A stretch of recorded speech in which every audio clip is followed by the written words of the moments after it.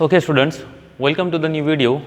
In this video, we are going to see the next topic of the respiration. See students, in the beginning of this chapter, I have told you that the mechanism of respiration, it involves 3 steps. First step is known as glycolysis, second step is Krebs cycle, and third step is known as electron transport chain. So today we are going to see about electron transport chain or electron transport system. See students, here in electron transport system, electron it is passed from various acceptors, ठीक है, electron transport chain, ठीक है, इसको ETC बोलते हैं या फिर it is also known as ETS, electron transport chain, or you can say electron transport system. This step it is taking place in the mitochondria. कहाँ पे हो रहा है ये? It is occurring in mitochondria, ठीक है। और माइटोकॉन्ड्रिया में भी पर्टिकुलर क्या, हमको पता है माइटोकॉन्ड्रिया इसके अंदर 2 लेयर्स होती है ना, एक आउटर लेयर होती है, एक इनर लेयर होती है कि नहीं। तो मैं तुमको पहले बतला देता हूँ ये हो कहाँ रहा है। एक्चुअली ये माइटोकॉन्ड्रिया है और ये उसकी लेयर्स है, ये आउटर लेयर और ये इनर लेयर, ठीक है। तो ये जो डायग्राम तुमको दिख रहा है, दीज इलेक्ट्रॉन एक्सेप्टर्स और electron carriers they are present on the inner layer. कहाँ प्रेजेंट होते हैं वो? इनर लेयर में प्रेजेंट होते हैं। सो अगर ये इमेज के हिसाब से तुम इमेजिन करोगे तो यहाँ पे ये इनर लेयर है, so this space it is known as inter membrane space, ठीक है, इंटर मेम्ब्रेन स्पेस, ठीक है। उसके बाद ये साइड में अगर इमेजिन करोगे तो हियर देयर इज मैट्रिक्स, क्योंकि ये क्या है, पूरा ये मैट्रिक्स है, तो यहाँ पे पूरा क्या रहेगा, मैट्रिक्स रहेगा। और ये साइड में जो रहेगी inter membrane space, inter membrane space के ऊपर समझ इमेजिन कर लो कि यहाँ पे क्या है, आउटर लेयर है, ठीक है। तो remember this, these electron carriers they are present on the inner layer of the mitochondria, ठीक है। तो let us start how this electron transport system begins. See, in the first step and in second step, पहली step में और दूसरे step में हमने ये देखा था कि energy rich molecules are formed. Energy rich molecules they are formed as NaDH2 FaDH2, ठीक है। ये एनर्जी रिच मॉलिक्यूल तैयार हो रहे थे। अब ये एनर्जी रिच मॉलिक्यूल का क्या होगा, ऑक्सीडेशन होगा, और ये इनकी ऑक्सीडेशन की वजह से एनर्जी रिलीज होगी और एनर्जी तैयार होगी किसके फॉर्म में, ATP के फॉर्म में। इनका ऑक्सीडेशन होगा और ATP तैयार होगी। कैसे तैयार होते हैं ये स्टेप वाइज मैनर में हमको देखना है। से फॉर एग्जाम्पल यहाँ पे NaDH प्लस H प्लस होता है, या सिंपली इसको NaDH2 भी तुम कंसिडर कर सकते हो। यहाँ पे डायरेक्टली NaDH2 लिखोगे तो भी कोई फर्क नहीं पड़ेगा। NaDH2 यहाँ पे तैयार है हमारे पास। कहाँ तैयार हुए? ग्लाइकोलिसिस में तैयार हुए, क्रेब्स साइकिल में तैयार हुए। वो NaDH2 इट लूजेज हाइड्रोजन। ये क्या होता है इनका, सबसे पहले हाइड्रोजन लूज होता है, यानी ऑक्सीडेशन का मैकेनिज्म हो रहा है। यहाँ पे ऑक्सीडेशन का मैकेनिज्म होता है तो NAD प्लस 2H निकलते हैं यहाँ से, ठीक है, 2H प्लस निकल रहे हैं। ये 2H प्लस आयन निकलने के बाद साइमल्टेनियसली दे रिलीजेस 2 इलेक्ट्रॉन्स, और ये इलेक्ट्रॉन पहले जाते हैं कॉम्प्लेक्स 1 के पास में, ठीक है। इसके अंदर इनर माइटोकॉन्ड्रियल मेम्ब्रेन के अंदर कंसीडर करो there are 4 complexes, complex 1, complex 2, complex 3 and complex 4। ये 4 कॉम्प्लेक्स है हमारे पास। तो इनिशियली NaDH जो इलेक्ट्रॉन को रिलीज कर रहा है, it goes to complex 1 and you can say the name of complex 1 is NADH dehydrogenase, इसका नाम क्या है, NADH डिहाइड्रोजिनेज। ये याद रख लेना सिर्फ कि कॉम्प्लेक्स 1 का जो नाम है it is NADH dehydrogenase. Clear? ये यहाँ पे अब कॉम्प्लेक्स 1 NADH डिहाइड्रोजिनेज है यहाँ पे प्रेजेंट है। अब ये कॉम्प्लेक्स 1 से electron they are given to coenzyme Q। ये किसके पास जा रहे हैं, कोएंजाइम Q के पास जाते हैं। From coenzyme Q it is again present in the mitochondrial membrane, inner mitochondrial membrane.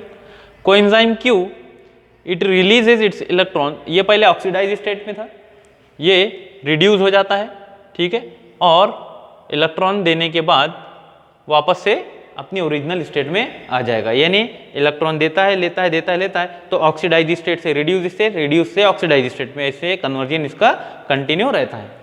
अब coenzyme Q it donates is electron to complex 3।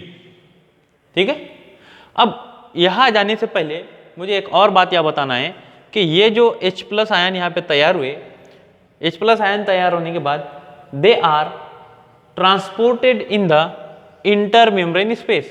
Inter membrane space के अंदर यह बहुत ज़्यादा क्या तैयार हो जाते हैं, H+ आयन जो है वो रिलीज हो रहे हैं। बात ख्याल में आ रही? H+ आयन वहाँ रिलीज हो रहे हैं, कहाँ पे, इंटर मेम्ब्रेन स्पेस के अंदर। Just a minute.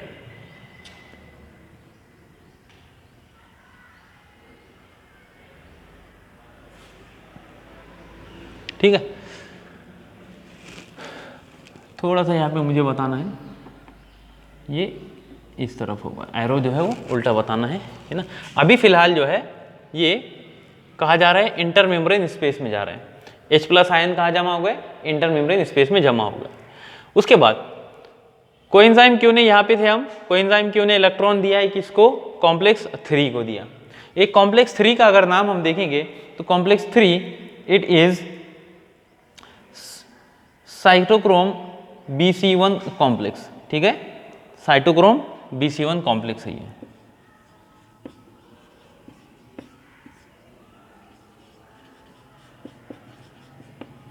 ठीक है, अब ये 2 इलेक्ट्रॉन अपने it releases to cytochrome C। ये यहाँ से साइटोक्रोम C के पास इलेक्ट्रॉन जाते हैं। जब साइटोक्रोम C के पास इलेक्ट्रॉन जाते हैं then again it releases 4H+ ion into the inter membrane space. देखो यहाँ पे कुछ जमा हुए थे, यहाँ पे कुछ जमा हुए, यानी धीरे धीरे क्या हो रहा है, H+ आयन का कंसंट्रेशन इंटर मेम्ब्रेन स्पेस के अंदर बढ़ रहा है। अब साइटोक्रोम C से electrons are donated to complex 4। ये कॉम्प्लेक्स 4 के पास जाते हैं। ठीक, कॉम्प्लेक्स 4 इसका अगर हम नाम देखें तो it is actually cytochrome C oxidase.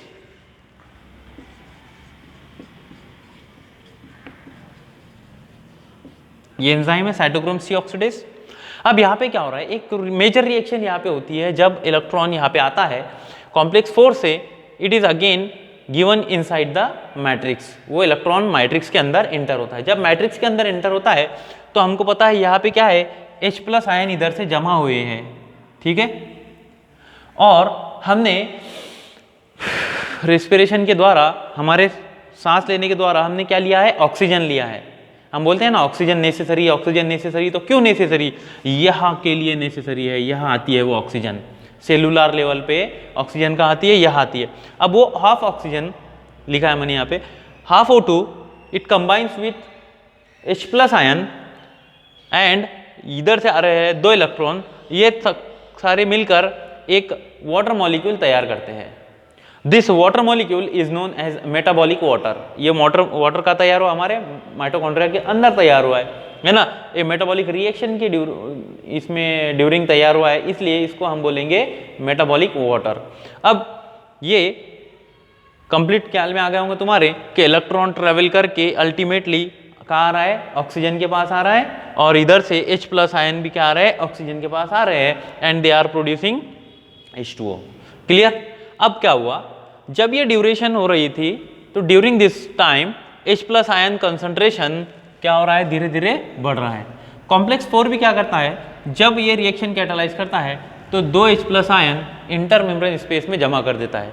तो धीरे धीरे इधर मैंने बतलाया कॉम्प्लेक्स इंटर मेम्ब्रेन स्पेस में H प्लस आयन का कंसंट्रेशन बढ़ रहा है। अब क्या हो रहा है, एक टाइम ऐसा आएगा कि इंटर मेम्ब्रेन स्पेस में H प्लस आयन का ग्रेडियंट तैयार हो जाएगा, यानी इधर कंसंट्रेशन ज़्यादा, इधर कंसंट्रेशन कम। अब कंसंट्रेशन ज़्यादा हो गया इधर, तो ग्रेडियंट तैयार हो जाएगा, और due to that gradient H plus ion they will move from inter membrane space to the matrix, ये मैट्रिक्स साइड में मूव होंगे। और यहाँ पर हमको पता है ATP सिंथेज यानी FOF1 पार्टिकल प्रेजेंट है। ये क्या करते हैं, जैसे ही H प्लस आयन इधर मूव होता है तो इनकी kinetic energy it is utilized for synthesis of ATP from ADP। ये ADP से ATP तैयार करने में प्रोड्यूस करते हैं। ठीक है, यहाँ पे ATP तैयार हो रहा है किसकी वजह से, H प्लस आयन की मूवमेंट की वजह से। क्लियर। तो ये एक पाथ है जिसके अंदर इलेक्ट्रॉन ट्रांसपोर्ट सिस्टम है, और इलेक्ट्रॉन ट्रांसपोर्ट सिस्टम के द्वारा यहाँ पे अल्टीमेटली क्या प्रोड्यूस हो रहा है, ATP प्रोड्यूस हो रहा है। बात ख्याल में रहेंगी। ओके, ठीक है। तो ये बातें तुम लोगों को ध्यान में रखना है इलेक्ट्रॉन ट्रांसपोर्ट के केस में। अब अगर हम देखेंगे कि लास्ट टॉपिक बच जाता है हमारा ये चैप्टर का, that is significance of ETS, है ना।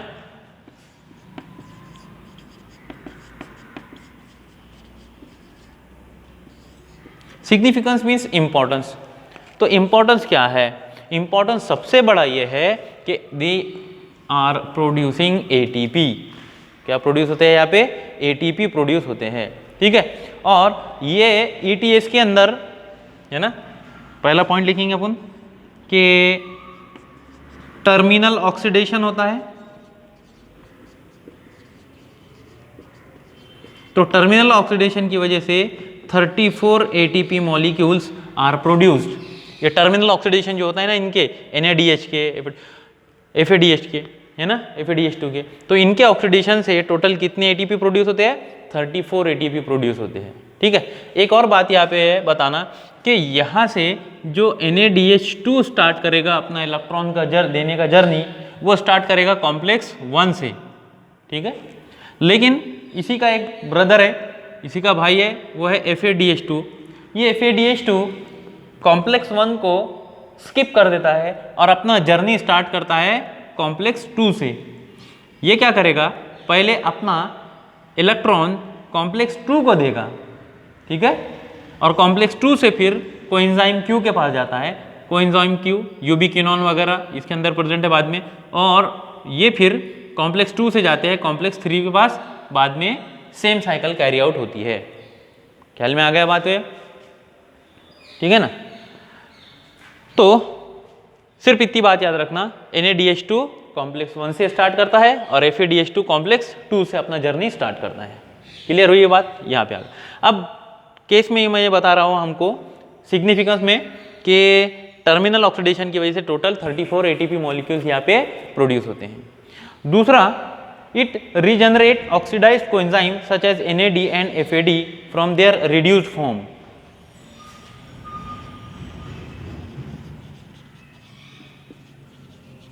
Regenerate NAD plus and FAD plus.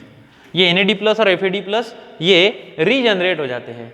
ये कहाँ यूज होंगे फिर, ये रिसाइकल होंगे हमारे क्रेब्स साइकिल के अंदर और ग्लाइकोलिसिस के अंदर। बात ख्याल में आ रही, वहाँ पे क्या होते हैं, ये रिसाइकल होंगे, वहाँ यूज होंगे। NAD और FAD का यूज है, याद करो, क्रेब्स साइकिल के अंदर, है ना। फिर वापस से ये रिड्यूस्ड होके NADH2 और FADH2 बनाएंगे वहाँ जाके। क्लियर। तो ये रिसाइकलिंग के लिए, फॉर रिसाइकलिंग क्या तैयार करते हैं, NAD और FAD तैयार करते हैं। तीसरा, it also provide water molecule necessary for Krebs cycle. यहाँ पे एक वाटर मॉलिक्यूल तैयार हो रहा है फॉर क्रेब्स साइकिल के लिए वाटर मॉलिक्यूल भी तैयार करती है। It releases energy in step manner to prevent damage of cell. Fourth,